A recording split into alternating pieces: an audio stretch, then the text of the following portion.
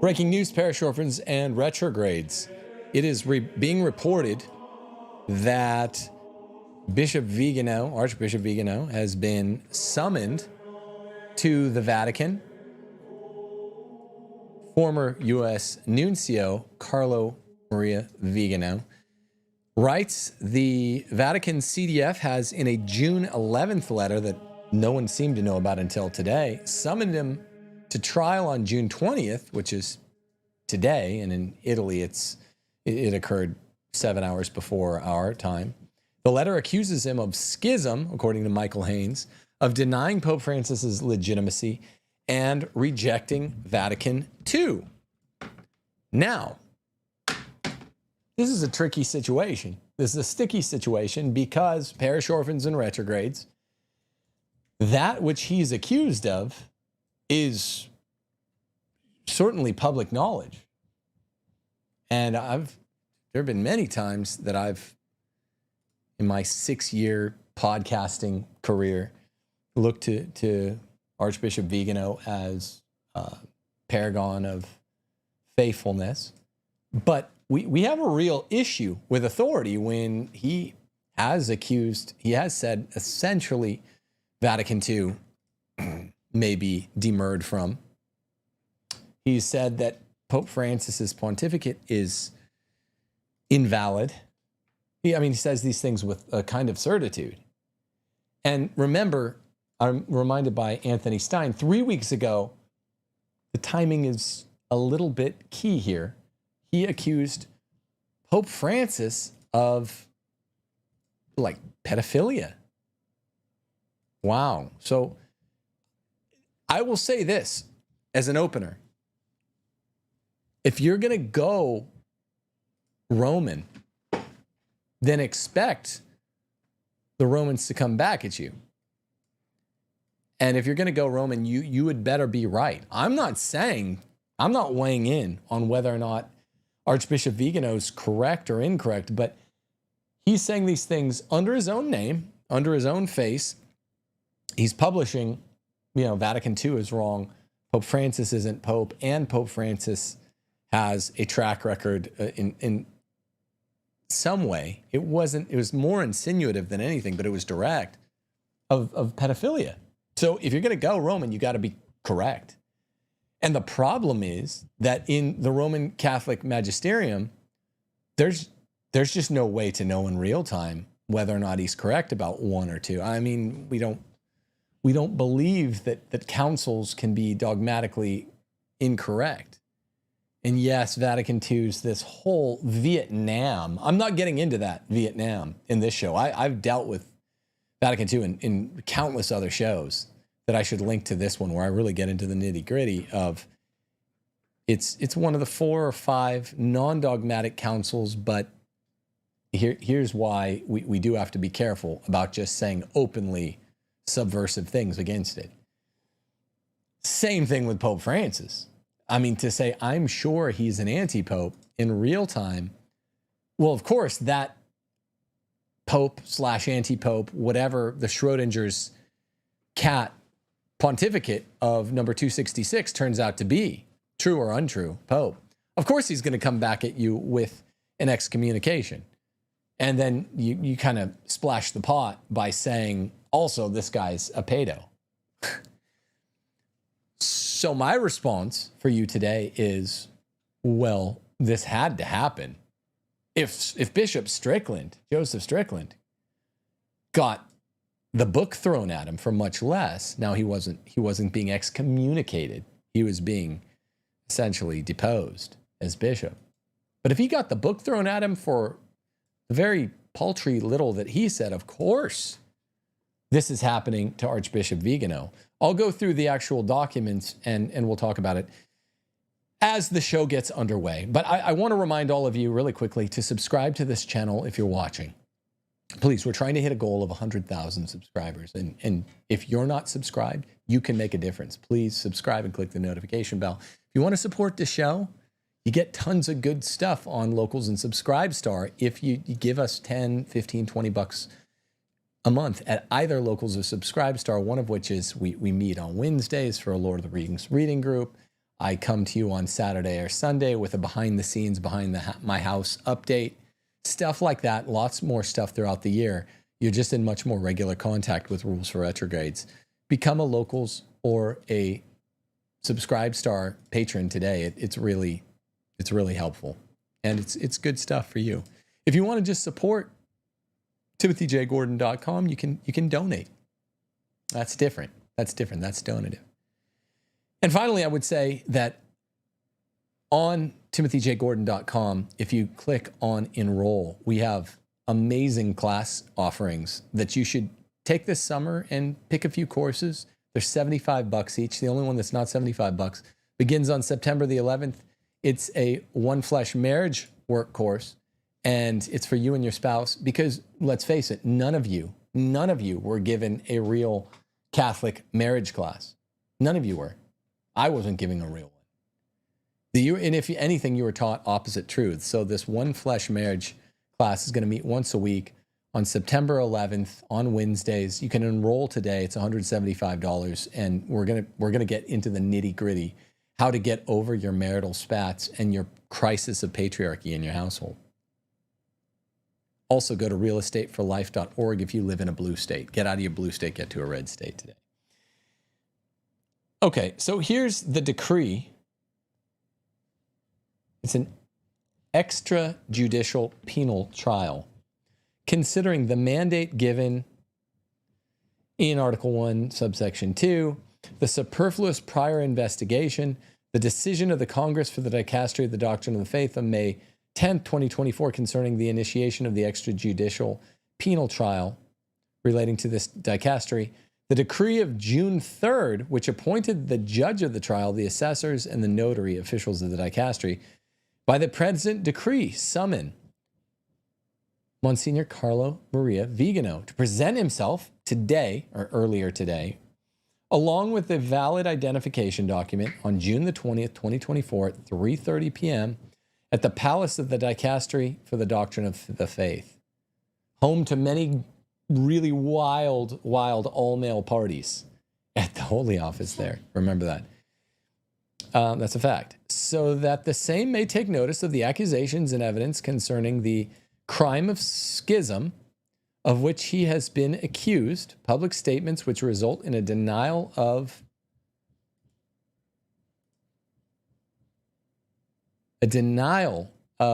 the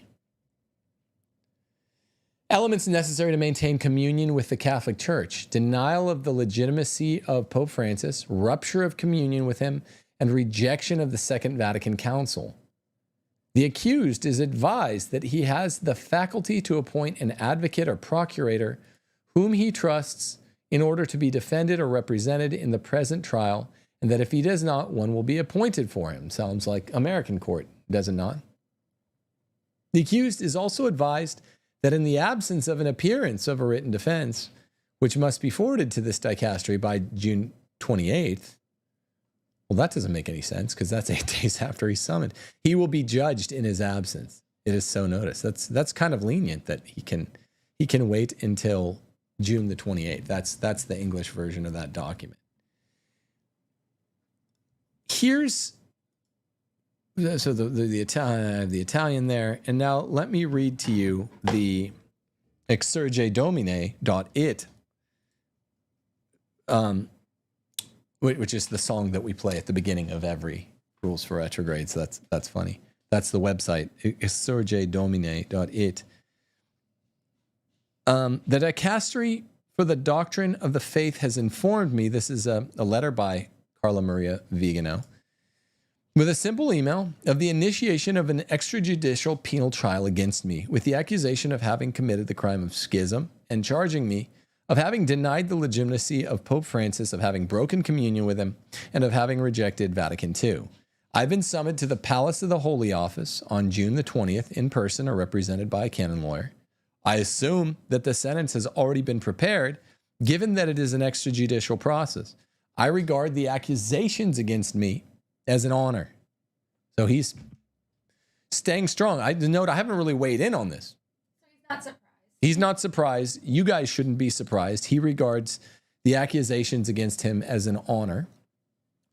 I believe that the very wording of the charges confirms the thesis that I have repeatedly defended in my various addresses. It is no coincidence that the accusation against me concerns the questioning of the legitimacy of Jorge Mario Bergoglio and the rejection of Vatican II. The council represents the ideological, theological, moral, and liturgical cancer of which the Bergoglian synodal church is the necessary metastasis. I want to comment on that. I don't like to break in. I'm trying to do better not breaking in, but it's weird because I sincerely agree in many regards that it's like, well, Bergoglio is the metastasis of the spirit of Vatican II. And there just aren't that many distinctions to make. I think that's right.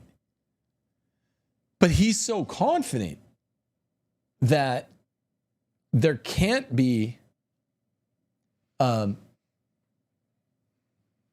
ecumenical council that's a little bit loopy, and that there can't be a pope that's a little bit more than loopy. We've had loopy popes, but he's so confident that if there's something wrong with something or some things wrong with Vatican II that are off praxeologically, or there are many things off with Pope Francis, deeply off, that means there's a hermeneutic of absolute rupture, not between Vegano and the church, but between Vatican II, Francis, and the church. And I'm just not, you guys know I tend to be willing to say bold things, but I'm just not that confident in hermeneutics, one way or the other. I mean, navigation of life is tricky. Sometimes it rains when you're driving. It's hard to know which way is true north. It's hard to know, if you're staying in your lane when it's raining really hard.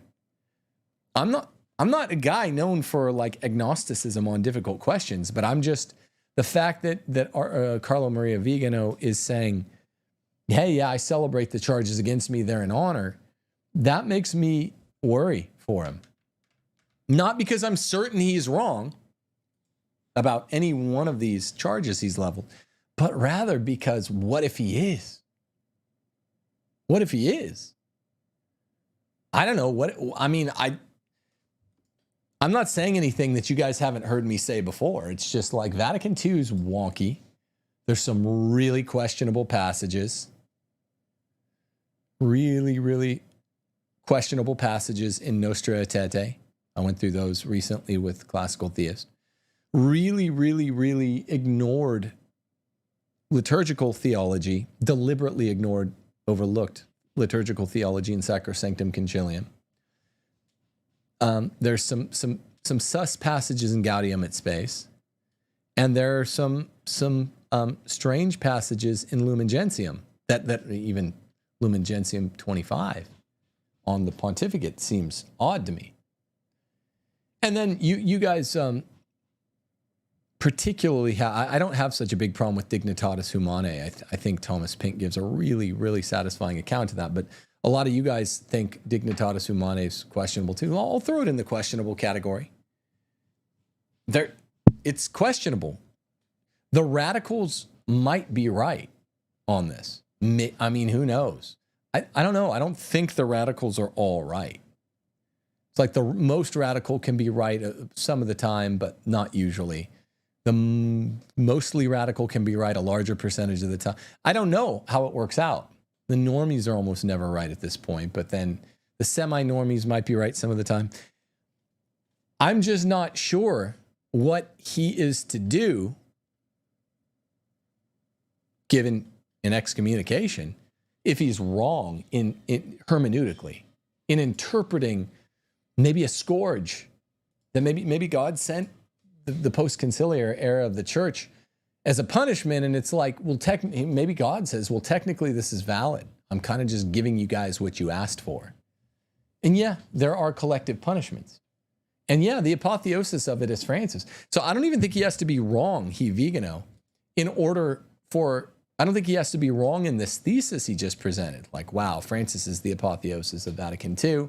It's all pretty bad. Well, what if I mean, I just don't know how many trads have considered, yeah, I think it's bad. The Novus Ordo's awful. It's an atheist maker. When I go, we stand outside, we stay outside because of the trappings.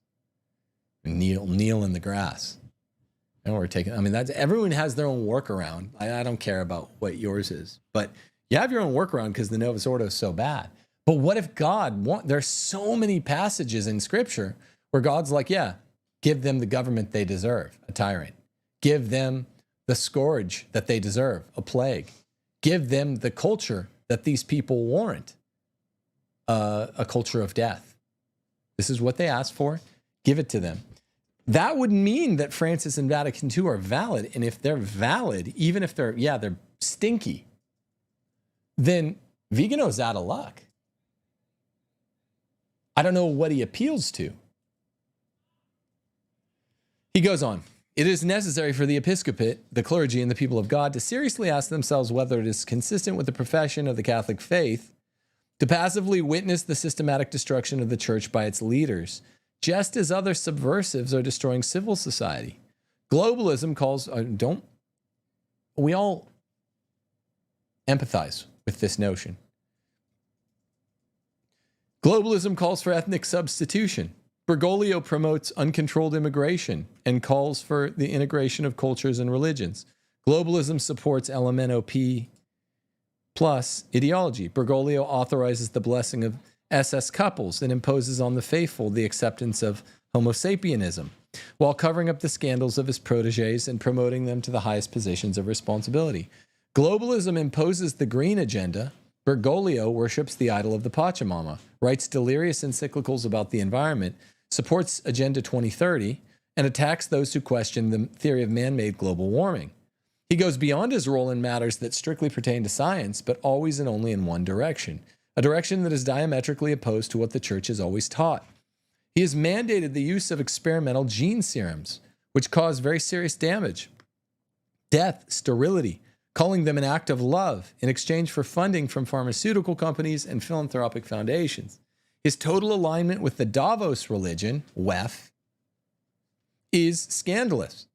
Wherever governments at the service of the World Economic Forum have introduced or extended abortion, promoted vice, legitimized Homo sapien unions or gender transition, encouraged euthanasia, tolerated the persecution of Catholics, not a word has been spent in defense of the faith or morals that are threatened, or in support of the civil battles of so many Catholics who have been abandoned by the Vatican and the bishops.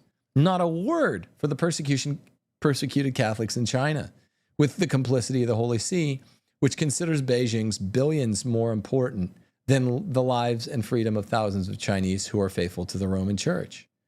In the Synodal Church, presided over by Bergoglio, no schism is recognized among the German episcopate or among the government-appointed bishops who have been consecrated in China without the mandate of Rome.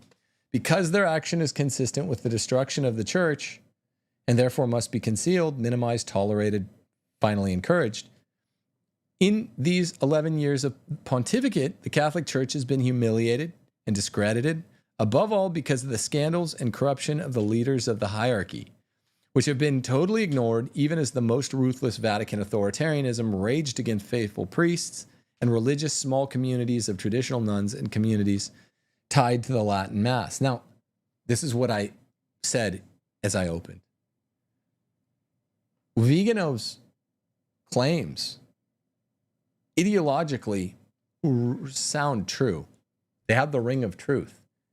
The hermeneutics entailed by them.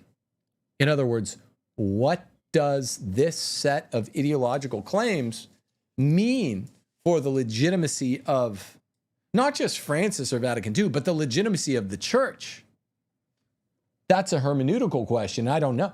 It's the first thing you learn in a good constitutional law class is not what does the passage say. It's what does this what is the language, the terms of this passage as their original public meaning. What does it require? What does the text require? And what I'm asking Vigano is because I root for the guy, ask what these charges in that long paragraph require. He's going to go on about one-sided zeal reminiscent of Cromwell's fanaticism. Great historical analog. Fair point. But what does it require hermeneutically? And he's a smart guy, so I'm not, there might be something I'm missing. Maybe he's right, but I don't see it. I'm a smart guy too, and I don't see it. I don't know who's smarter. Maybe he's smarter than me. But hermeneutically, how are you willing to risk everything if the constructive principle, constructive meaning the interpretive principle God wants to key, is yes, Vatican II is a real council, even though it's whack. I mean, it's just not whack enough to be real. What if Francis, who's totally whack, was validly elected? Councils and popes are different. Vatican II can't be beyond a certain level of whackness, right? If the language contradicts itself, then you can be rather sure. But Francis can be, as long as he's validly elected, there's sort of nothing that he cannot do, and we're not clear on the hermeneutics of when does a pope depose himself.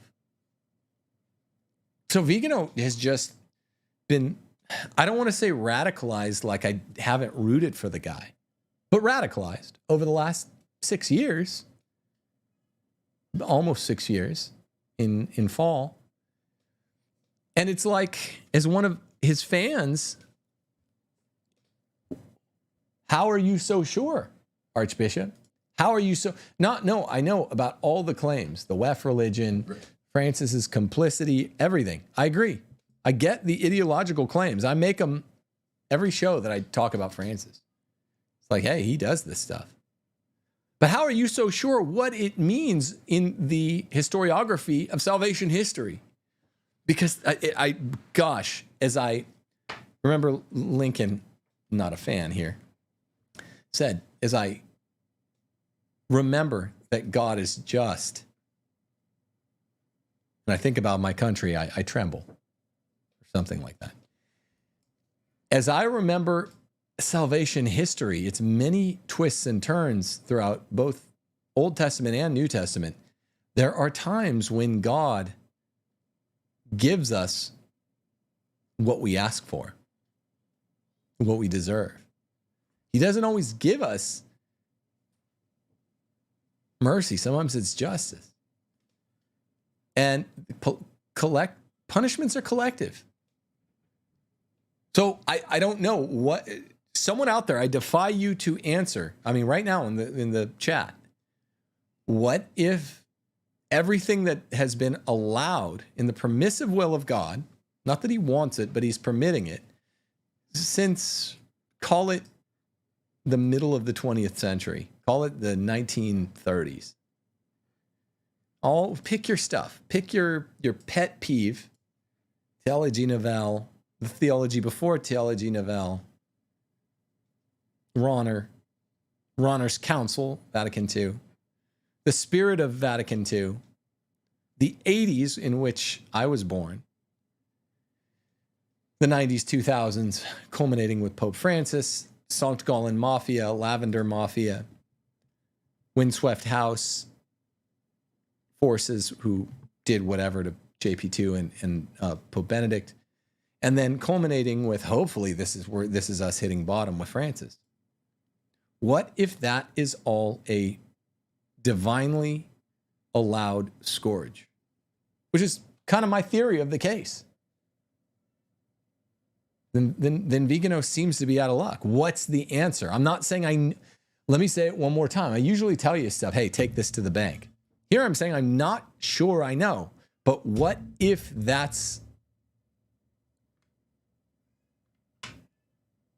the game here that's afoot? Not that God plays games, but what if that's the rules of the game, the rules of engagement that we're supposed to strive with, against?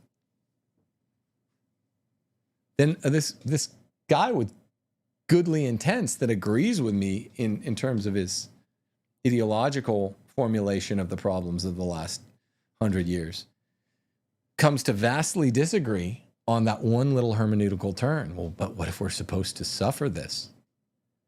We're not the clerics. And I mean, I'm not one of these guys, I'm not a Pope splainer that says, okay, we're not the clerics and therefore we can't say what's wrong with Pope Francis is saying. I just never say, okay, here's what's wrong with what he's saying. Here's how it doesn't square. But I just don't think we can make that last turn and say, therefore, don't follow him. He's not Pope. That's always where I've come out. Just point out where, look, this does not square with Catholic history or historiography or ecclesiology or whatever. I don't think that Archbishop Vigano or his defenders have an answer for that one. What if this is one of those many times in Old Testament where God gave us justice and the good are to suffer with the wicked? Maybe the good suffer especially more than the wicked. I mean, this happens so many times. Yeah, you have a lot. You have a lot. Sometimes God spares an entire city because of one righteous man. But other times you have Noah. And there are dozens of examples where sometimes God goes Lot and sometimes God goes Noah. Isn't it a coin toss? Archbishop Vigano seems to be staking his entire salvation, I guess, on a coin toss. For his sake, I hope he's right. And then for some other reasons, I hope he's right too. But I just don't know. Is God going to use the Lot option or the Noah option? In other words, I'm trying to parse, is this one of those times where God will punish the righteous along with the wicked? Because if it is the Lot option, or sorry, the Noah option, then Vigano's wrong to reject this stuff. Or is it one of those Noatic times when God says, no, I'm not going to punish, the Lot times when God says, I'm not going to punish the righteous with the wicked. I will be more selective in my collective impunity.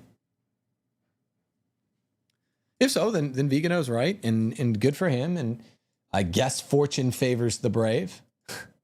I guess who dares wins. Though it still seems reckless, but I'd be glad for him. He goes on, this one-sided zeal is reminiscent of Cromwell's fanaticism, typical of those who defy providence in the presumption of knowing that they are finally at the top of the hierarchical pyramid, free to do and undo as they please without anyone objecting to anything.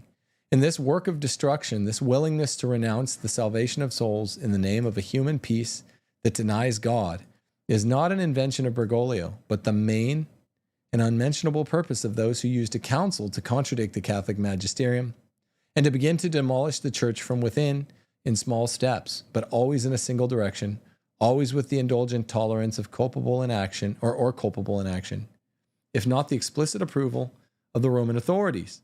The Catholic Church has been slowly but surely taken over, and Bergoglio has been given the task of making it a philanthropic agency, the church of humanity, of inclusion, of the environment, at the service of the New World Order. But this is not the Catholic Church. It is her counterfeit. I know, but what of the gates of hell shall not prevail? Now, that itself isn't the slam dunk that Trent Horn and Jimmy A can make it out to be. The gates of hell shall not prevail against the church. That can mean quite a lot.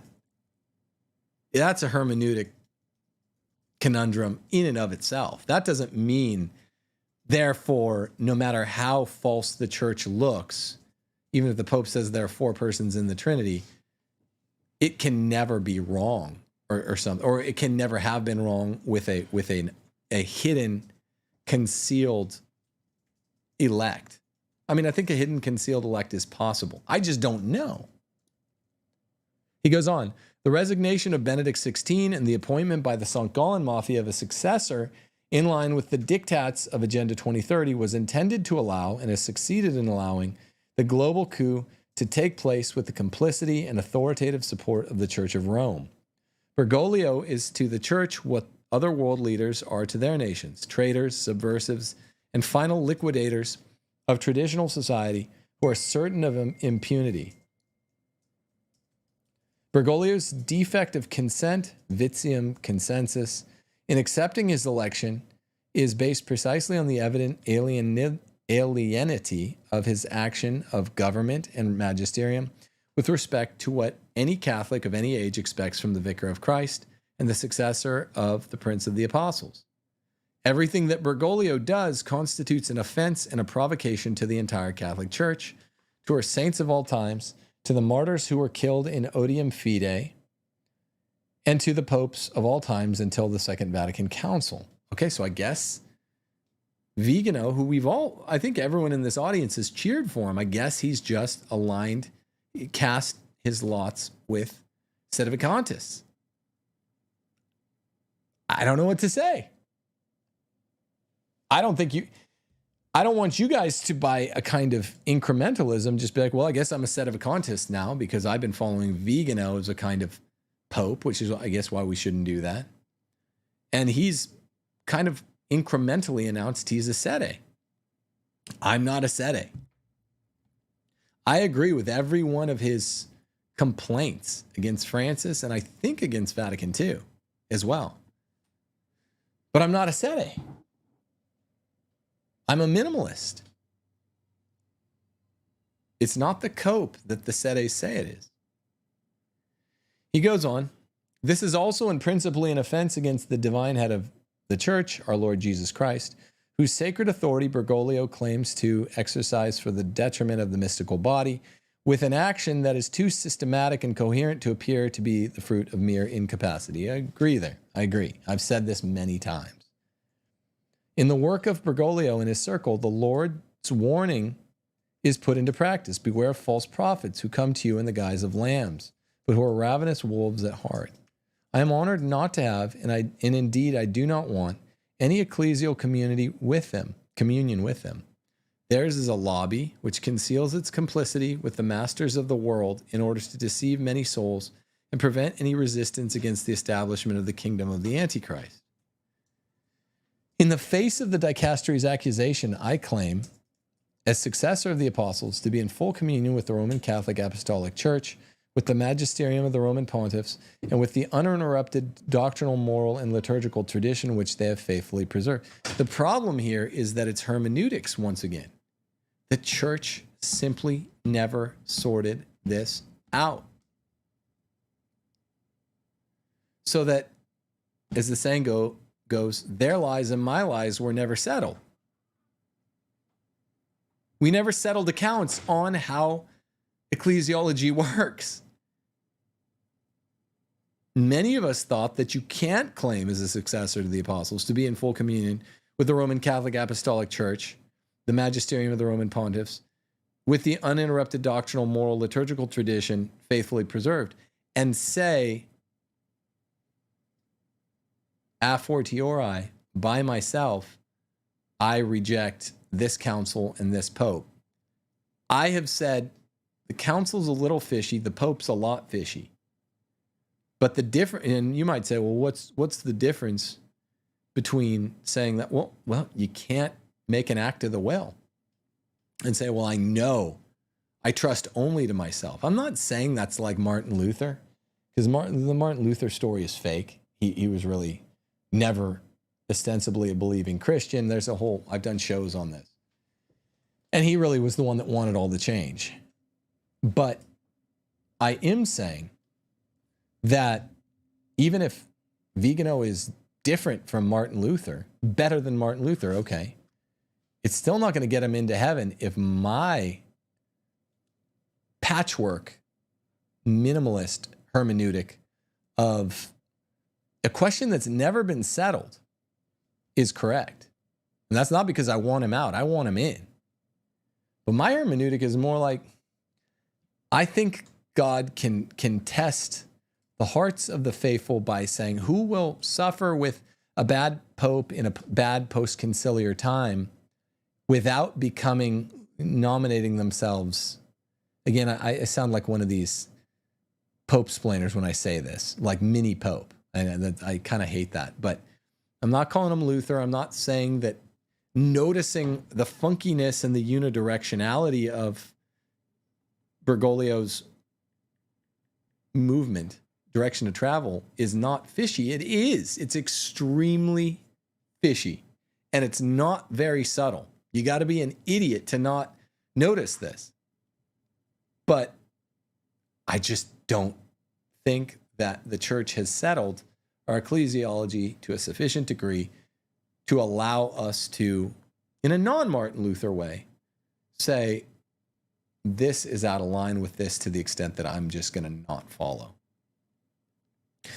He goes on, I repudiate the neo-modernist errors inherent in the Second Vatican Council and the so-called post-conciliar magisterium, in particular in matters of collegiality, ecumenism, religious freedom, the secularity of the state, and the liturgy. I mean, these are good points to raise.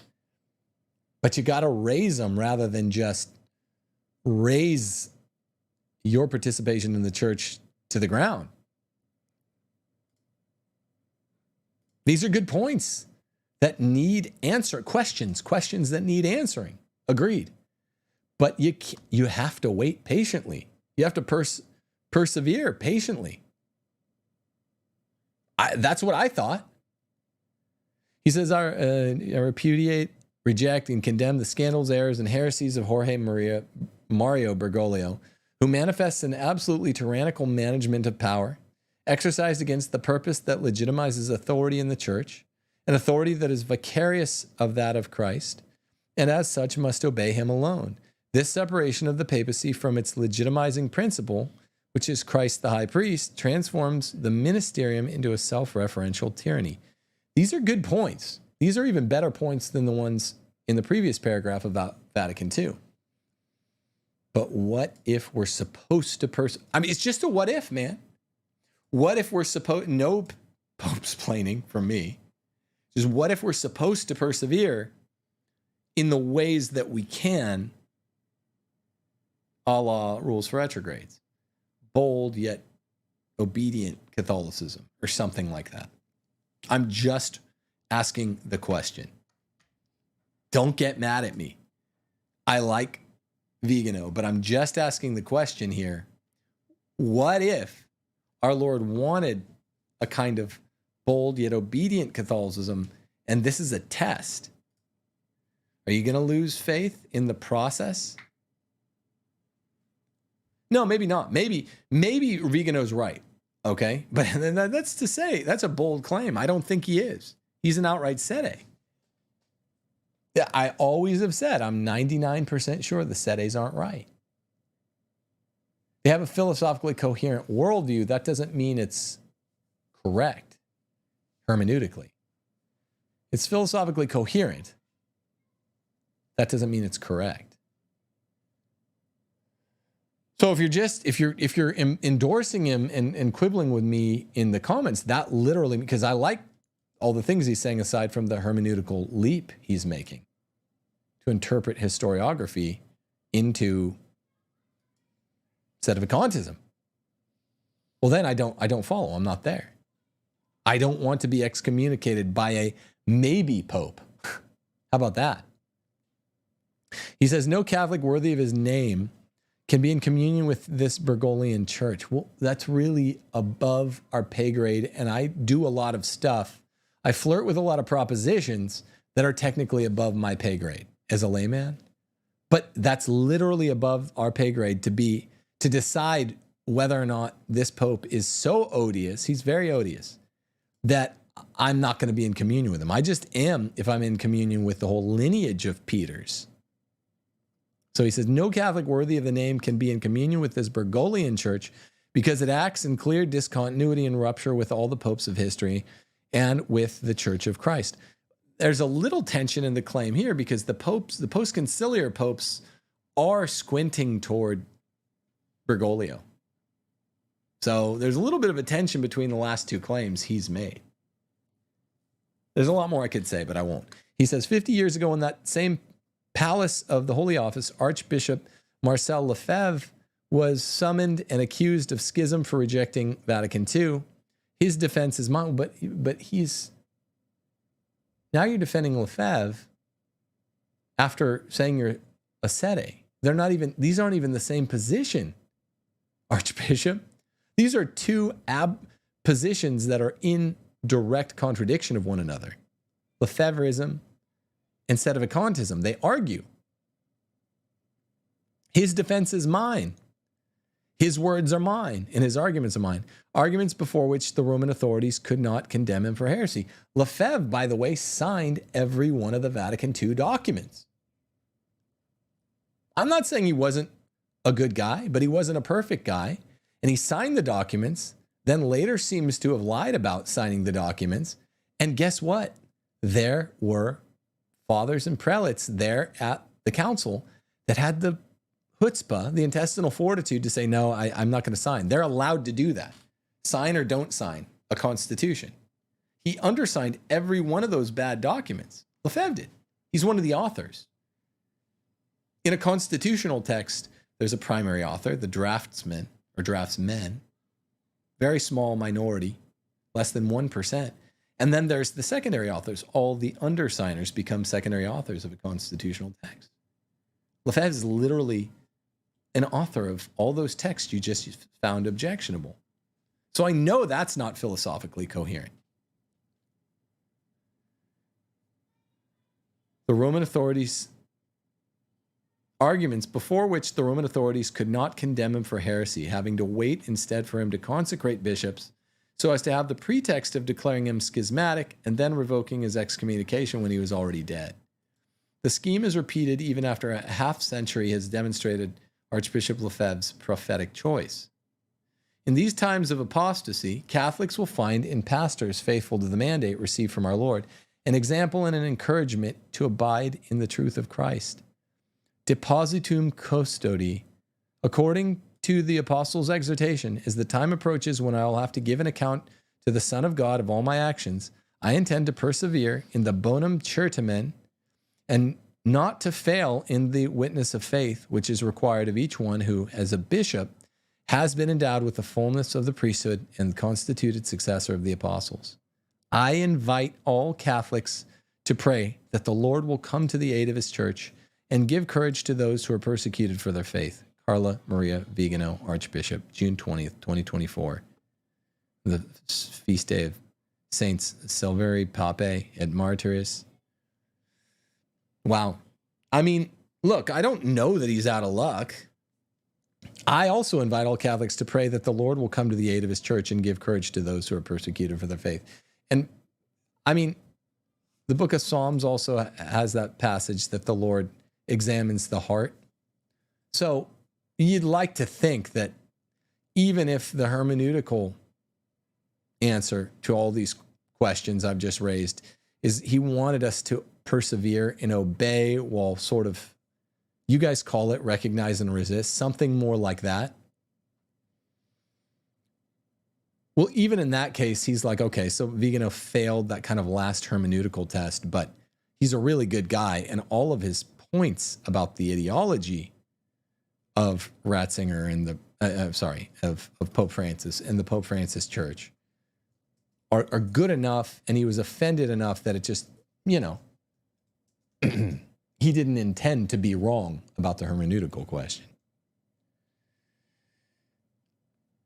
It's crazy that it does strike me as remarkable that he doesn't even realize that you have to pick. Sede-vacantism is in direct contravenience of Lefebvreism. They're absolute. One says it's a valid council, one says it's not. One's basically papal maximalism, one's not. And they have direct disagreements. I mean, if the Lefebvrists read some of these Vatican II documents as saying the things that they tried to sound like they're saying, then you better hope the Sedes are right. I don't know, man. I just, is there any news on how this has come out? It probably won't be published for a week. Yeah, here's Steph. I don't think so, but there are some fan funding super chats if you want to address those real fast. Okay. Super chats. Yeah, okay. Go for it. Chris Carver says Archbishop's statements at the end, I too will uphold. So if he is in schism, then I guess my family and I are in schism too. Okay. Well, I mean, we all make decisions, and I'm not certain that that's wrong.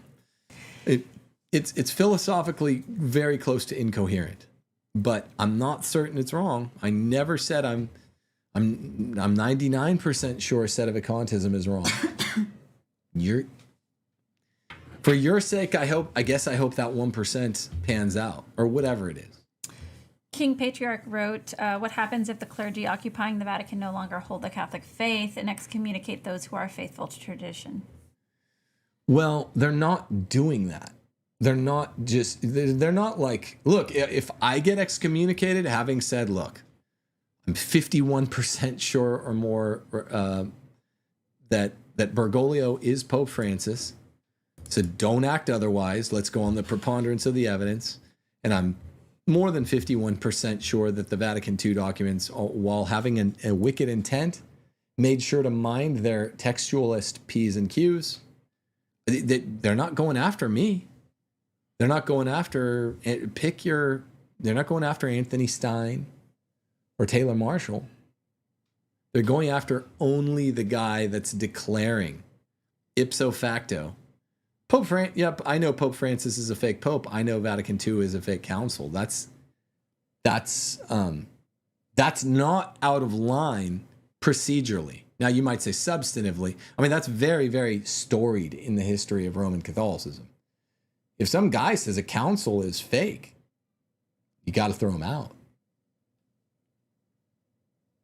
That's stark procedurally. Mm-hmm. Now, substantively, Vatican II is way fishier than the other councils that they didn't like, and I don't pretend it's not.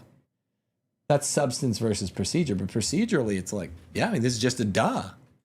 How much longer? And remember, like Anthony Stein reminded me, this is 3 weeks after Vegano accused Pope Francis of pedophilia. Obliquely. I mean, so he's not surprised by the charge. Were there any other super chats? No, not that I can. What do you guys think? I mean, I think I spoke the mind of the average parish orphan or retrograde here. I don't know what else it could be. Like, yeah, we like Vegano. He's like us. He likes the same things. He has the same ethos. But he's made a hermeneutical choice here that I'm not going to make, and I hope you don't make. That doesn't mean I'm certain he's wrong. I'm saying it's a prudential judgment that doesn't seem to be so prudent. And I mean, I don't know. Maybe the Lord will have leniency because the inveighings of Vegano on ideology are otherwise sound. And so God will be like, well, yeah, it was a confusing time. But I mean, heaven help us. Lord help us. Lord help us. Lord have mercy. It's a tricky time because all of those claims in the body paragraphs where he was saying what's fishy are all correct. But I think he's incorrect to do what he's done. Glory be to the Father, to the Son, and to the Holy Spirit, as it was in the beginning, it is now, and ever shall be, world without end. Amen. Be with us now, God. Deus Volt. God bless you guys. Let me know what you think in the comments.